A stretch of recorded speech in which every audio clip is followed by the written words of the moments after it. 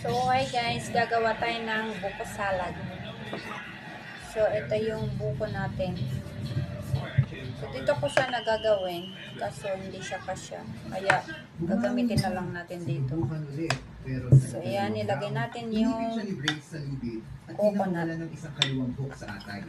Kasunod ng mabagsik na sunod-sunod na suntok. Tapos, ito yung fruit cocktail na mix.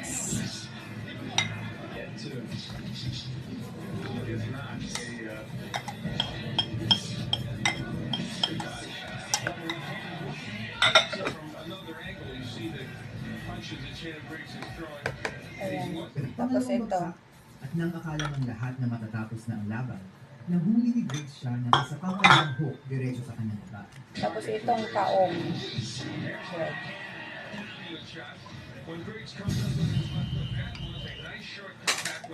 Ikatlong pagbagsak, pero iniligtas siya ng kampana. Sa ikatlong round, lubos ang naging parusa.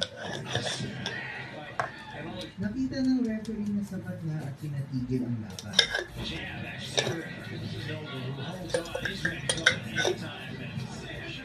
Technical na brutal. Manatiling walang talo si Briggs at lalo siyang sinatatakutan.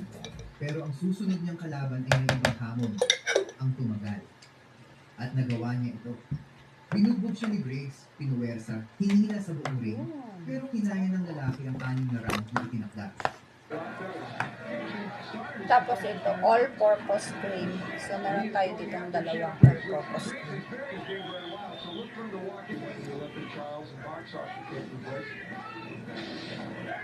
Lalagyan natin ng cheese.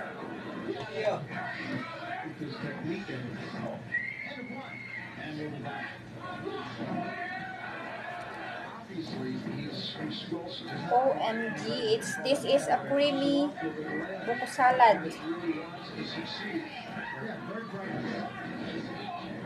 Hanggang sa dumating ang huling round. Sa ika-6 na round, huwa-uwa sa Aldamong Hood.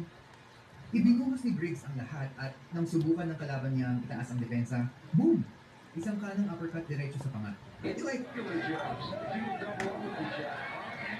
Bumagsak ang katawan na walang laban. Matinding knockout. Hindi kailangan ni Briggs ng desisyon. Nananalo siya sa suntok. Mas madaming mga fruits kaysa nyo. Sa unang round, may kakaibang nangyari. Tatlong sunod na laban na hindi niya nakuha ang knockout sa unang round.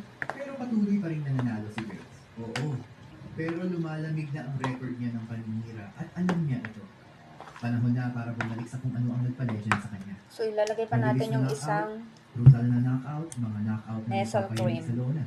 Ganoon din ang sinapit ng kasunod niyang biktima, si Jimmy Ellis. Mula sa unang segundo, lumabas si Briggs na parang isang bagyo.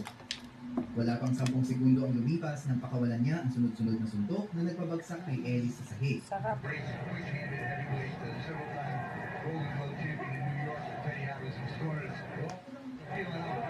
Bumangon siya ng natitigilan, pero para lang makatanggap ng pangalawang sunod-sunod na atake na hindi mapigilan.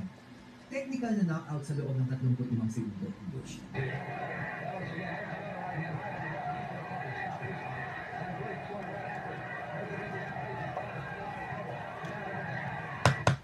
Bumalik ang halimaw at gutom pa siya para sa higit pa. Si Briggs ay hindi lang malakas sumutok. May tibay din siya, may ritmo, at kaya kang wasakin sa kahit anong round. Noong panahon yun, kahangya ka kung galing isa mong kasama na mo. Kahanga-hanga ang record niya.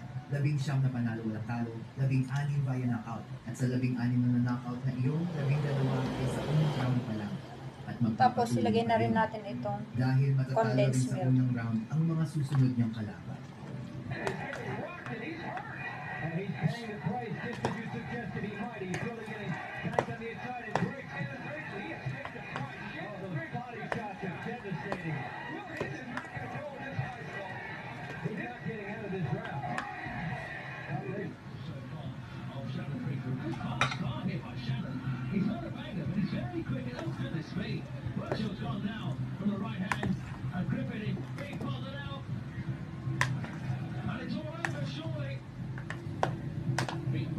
OMG ng sarap.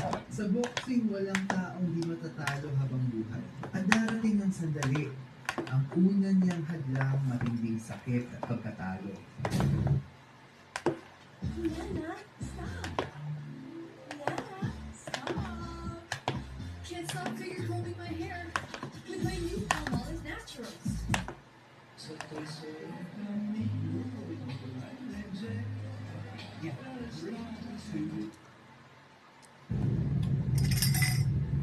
Darrell Wilson, isang matigas, malakas, matibay, at walang takot na boxing. Simula pa lang, naging matindi na ang laban. Parehong agresibo at walang atrasan sa suntukan. Kunin ko lang yung sandatas.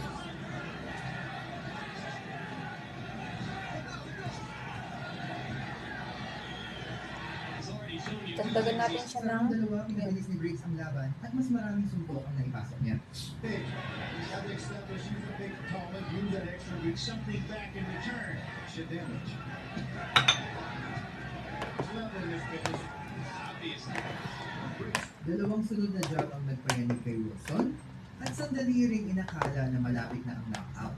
As Charlie Briggs again getting hit. Now he knocks Wilson back with a left hand. And comes back with a left hook to the body.